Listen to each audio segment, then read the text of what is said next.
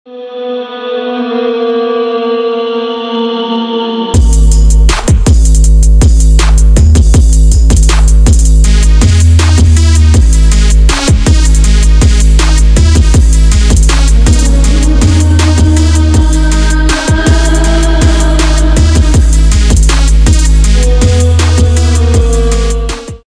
telah berada di bawah kekuasaan kolonial Prancis sejak abad ke-19.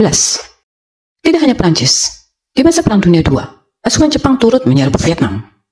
Untuk melawan penjajahan Jepang dan kolonial Prancis, pemimpin politik Ho Chi Minh yang terinspirasi oleh komunis Cina dan Soviet membentuk Viet Minh atau Liga untuk Kemerdekaan Vietnam.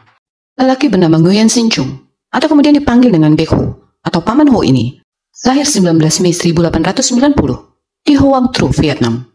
Namanya kemudian diganti menjadi Ho Chi Minh yang memiliki arti dia yang menerangi.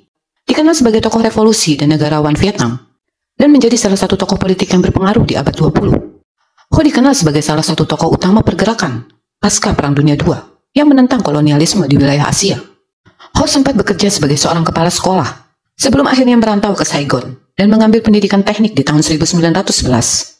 Ho kemudian bekerja selama 3 tahun sebagai juru masak di sebuah kapal Prancis yang membawanya berkeliling kota Amerika dan beberapa pelabuhan Afrika. Di tahun 1915, Ho memutuskan menetap di London hingga 1917. Dia kemudian pindah ke Paris dan bekerja serabutan sebagai tukang kebun, tukang sapu, pelayan, dan oven stoker. 6 tahun di Paris, Ho aktif dalam organisasi bernama Nguyen Al Quoc atau Pejuang Nguyen. Pada tahun 1919, bersama para warga perantauan Vietnam yang tinggal di Paris, Ho mengajukan petisi yang menuntut Prancis untuk mengakhiri eksploitasi koloninya di Vietnam yang disampaikannya di konferensi perdamaian Versailles pada akhir Perang Dunia Pertama. Walau petisi yang diajukannya tidak mendapat respon, namun sejak itu, para warga Vietnam yang melek politik mulai mengenal sosok Ho. Tahun 1920, dalam sebuah kongres sosialis Prancis, Ho berbicara mengenai perlawanan terhadap imperialisme dan tindakan kekerasan yang dilakukan di negaranya Vietnam. Ho kemudian mendirikan Partai Komunis Prancis karena merasa bahwa kaum sosialis menghindari isu kolonialisme. Sementara kaum komunis bersedia mempromosikan kebebasan nasional. Tahun 1921, bersama dengan orang-orang pendatang dari berbagai negara yang merasa terbuang di Paris, Ho membentuk surat kabar mingguan, Le Paria atau Orang Buangan. Kelompok ini disatukan oleh semangat nasionalisme dan perlawanan yang sama menentang imperialisme. Di tahun 1923, Ho kemudian pergi ke Rusia dan bertemu tokoh-tokoh pemimpin Rusia, termasuk Joseph Stalin. Ho kemudian dilatih sebagai agen Komintern atau Komunis Internasional, yaitu suatu gerakan sosialis internasional yang banyak memiliki agen di berbagai negara untuk menyebarkan revolusi dan sosialisme. Tahun 1930, Ho mendirikan Partai Komunis Vietnam atau Partai Komunis Indochina di Hong Kong, yang kemudian membuatnya dijebloskan ke penjara selama 2 tahun oleh pemerintah Inggris karena dianggap terlibat dalam kegiatan revolusioner. Setelah bebas, Ho kemudian tinggal di Rusia hingga tahun 1938. Saat Jepang menginvasi Cina, Ho kemudian bekerja sebagai penasihat militer Partai Komunis Tiongkok. Tahun 1940, saat Prancis dikalahkan Jerman di Perang Dunia II, Ho dan pengikutnya, Letnan Pho Nguyen Giap dan Pan Von Dong, kemudian menyeberang perbatasan menuju Vietnam. Di tahun 1941, Ho tiba di Vietnam. Bersama Nguyen Giap, Van Dong, dan 5 orang kepercayaannya, Ho mendirikan Liga untuk Kemerdekaan Vietnam atau Viet Minh, yang terdiri dari para nasionalis Vietnam dan kelompok komunis yang mendukung kemerdekaan Vietnam. Saat Ho berupaya meminta dukungan pemerintahan Chiang Kai-shek di Cina, Ho malah dijebloskan ke penjara selama 18 bulan karena ketidakpercayaan Kai-shek pada Ho dan paham komunisnya. Berkat bantuan rekannya, Ho kemudian dibebaskan dan kemudian hari dikenalkan oleh seorang penguasa di Cina Selatan, Chiang Fa-kui, yang berjanji akan memberikan dukungannya pada aksinya melawan Prancis di Vietnam. Ho dan Viet Minh berjuang melawan kolonial Prancis dan Jepang yang menduduki Vietnam. Setelah kekalahan dari Perang Dunia II, Jepang menarik pasukannya dari Vietnam. Penarikan pasukan Jepang menyebabkan Kaisar Baudai naik ke puncak kekuasaan. Melihat peluang untuk merebut kendali, pasukan Ho Chi Minh segera bergerak. Ho memimpin Viet Minh yang kemudian melakukan perlawanan-perlawanan untuk merebut kota besar di Vietnam. Mereka kemudian mengambil alih kota utara Hanoi dan mendeklarasikan Republik Demokratik Vietnam dengan Ho Chi Minh sebagai presidennya pada 2 September 1945. Dalam deklarasinya Ho berkata, Tuhan menciptakan semua manusia sama, hak untuk hidup, bebas, dan bahagia. Ho memilih kata-kata yang ironisnya digunakan Amerika dalam deklarasi kemerdekaannya. Sementara itu, Prancis kemudian berhasil menaklukkan Vietnam Selatan dan mengajak melakukan perundingan dengan kaum komunis. Kesepakatan tak dicapai. Prancis kemudian menyerang kota Haiphong di Vietnam Utara yang menewaskan ribuan orang termasuk rakyat sipil. Vietnam kemudian melakukan serangan balasan ke kota Hanoi pada tanggal 19 Desember 1945 yang menandai Perang Indochina selama 8 tahun. Sebagai usaha untuk mendapatkan kembali wilayah itu, Perancis mendukung Kaisar Baudai dan mendirikan negara Vietnam pada bulan Juli 1949 dengan kota Saigon sebagai ibu kotanya.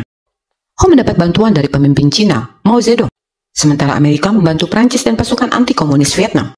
Di Mei 1954, terjadi pertempuran antara pasukan Ho Chi Minh dan Baudai yang dibantu pasukan Prancis, yang kemudian dimenangkan oleh pasukan Viet Minh.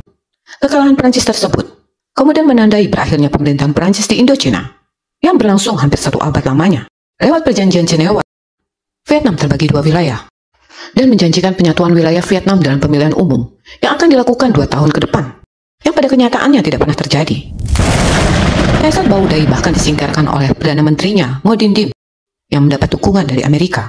Diem kemudian memproklamasikan Vietnam Selatan dengan bentuk Republik Vietnam pada Oktober 1955, serta mengangkat dirinya sebagai presiden. Ho yang sejak awal tidak menyetujui pemisahan wilayah Vietnam, kemudian memerintahkan Viet Minh dan pasukan Vietnam Utara untuk berjuang di Vietnam Selatan. Amerika kemudian menyebut pasukan Viet Minh dan simpatisan Viet Minh dari Vietnam Selatan sebagai Viet Cong, yang diambil dari bahasa Vietnam, Vietnam Chong San, yang berarti komunis Vietnam. Perang dingin yang terjadi antara Amerika dan Uni Soviet yang kemudian berdampak luas ke seluruh dunia, membuat Amerika kemudian mengeluarkan kebijakan keras terhadap negara-negara yang dianggap bersekutu dengan Uni Soviet. Di tahun 1955, Presiden Dwight D. Eisenhower bahkan menjanjikan dukungan penuhnya kepada Diem dan Vietnam Selatan. Dengan pelatihan dan peralatan dari militer Amerika dan CIA, pasukan keamanan Diem menindak para Vietcong dan menangkap 100.000 orang yang kemudian dieksekusi dan disiksa secara brutal. Tahun 1957, Vietcong dan para lawan rezim Diem mulai melawan dan menyerang pejabat pemerintah dan tokoh penting Vietnam Selatan. 2 tahun kemudian, mereka mulai terlibat dalam baku tembak dengan tentara Vietnam Selatan. Sejak tahun 1960, Ho mulai mundur dalam pengambilan keputusan mengenai perang karena kondisi kesehatannya tidak memungkinkan. Desember 1960, para musuh Diem di Vietnam Selatan, baik komunis maupun non-komunis, membentuk Front Pembebasan Nasional untuk mengorganisir perlawanan pada rezim Diem. Amerika kemudian mencap Front Pembebasan Nasional sebagai boneka Hanoi. Khawatir bahwa kekuatan komunis menjadi begitu kuat dan diikuti oleh banyak negara-negara Asia Tenggara lainnya, John F. Kennedy mengusulkan untuk meningkatkan bantuan ke Vietnam Selatan dan memerangi Vietcong. Jutaan dolar pun digelontorkan. Tahun 1962, Amerika bahkan mengirimkan 9.000 pasukannya ke Vietnam Selatan. Pada November 1963, Presiden Diem dikudeta oleh para jenderalnya sendiri, yang kemudian menimbulkan ketidakstabilan politik di Vietnam Selatan. Di tahun 1965, Amerika kemudian menambah 175.000 pasukannya ke Vietnam Selatan, setelah sebelumnya menempatkan 82.000 pasukan tempurnya. Namun serangan besar Vietnam Selatan dan Amerika Serikat tidak menggentarkan pasukan Vietnam Utara. Ketika jumlah pasukan musuh terus bertambah, Vietcong tetap menolak untuk berhenti bertempur. Panglima tertinggi pasukan militer Vietnam, Vo Nguyen Giap, bahkan mengungkapkan bahwa Amerika lebih unggul dari pasukannya, namun tidak memahami kekuatan dan kelemahannya sendiri. Di peperangan yang berlangsung sejak tahun 1955 hingga 1975 ini, beberapa strategi Vietnam dikenal ampuh melumpuhkan lawan.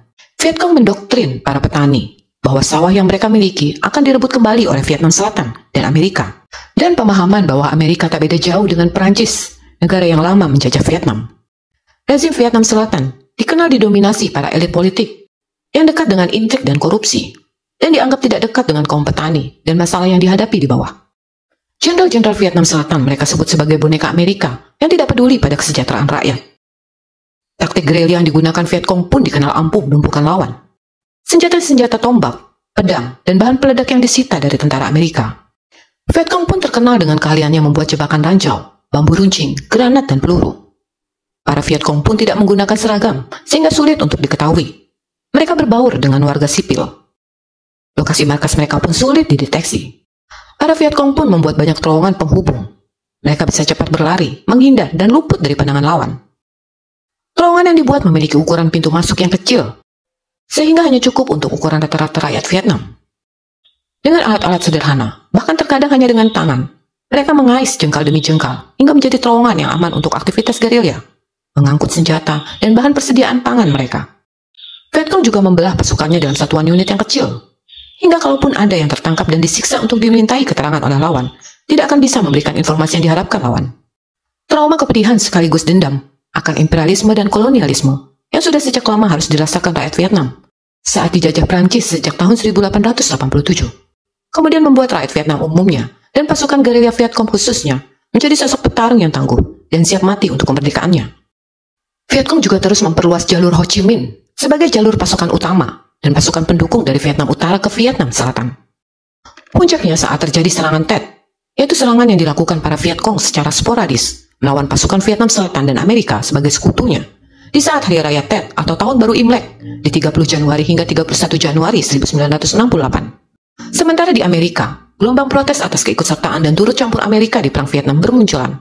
Peristiwa yang terjadi di Mille, di mana serdadu Amerika membunuh secara brutal warga sipil Mille dan usaha menutup-nutupi peristiwa Mille, sekaligus serangan Tet yang dilakukan para serdadu Vietcong, turut memicu gerakan anti perang Vietnam.